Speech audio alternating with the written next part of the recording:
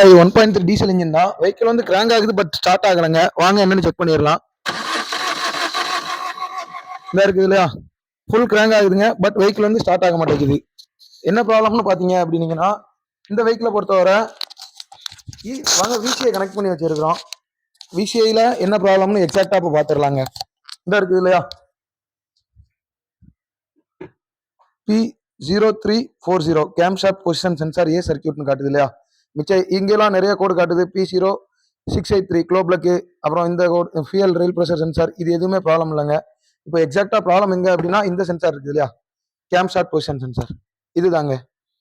இதுல 3 பின் இருக்கா, இந்த 3 ஒயருமே நம்ம செக் பண்ணிட்டோம் ப்ராப்பர்ட்டா. இது என்னன்னா, ஒரு ஒயர்ல வந்து பாசிட்டிவ் 12 வோல்ட், அப்புறம் ஒரு நெகட்டிவ், அப்புறம் ஒரு சிக்னல் ரெஃபரன்ஸ் வோல்டேஜ் இசிஎம்க்கு போகணும் இல்லையா, ஒரு 5 வோல்ட், அதுதாங்க. இதான் இசிஎம்.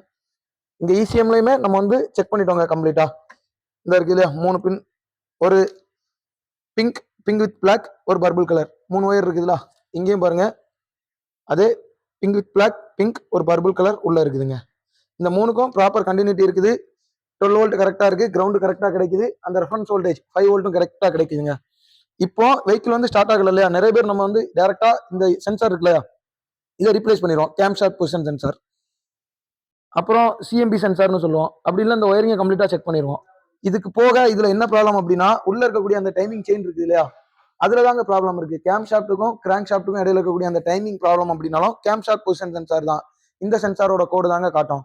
நம்ம வந்து இதை வந்து டைரக்டா எலக்ட்ரிக்கல் ஒர்க்கு, எலக்ட்ரானிக் ஒர்க்குன்னு பார்த்தோம் அப்படின்னோம்னா இதுல வந்து ப்ராப்ளம் வந்து அரெஸ்ட் பண்ண முடியாதுங்க. டயக்னைஸ் பண்ணும்போது டைரக்டா இங்க வந்து டைமிங் செயின் இருக்கு பாருங்க, இதுக்குள்ள அதை தாங்க கலட்டி பார்க்கணும். அதுல இருக்கக்கூடிய டென்ஷனரோ செயின் கைடோ மேக்ஸிமம் இதுல வந்து போயிருக்கலாம்.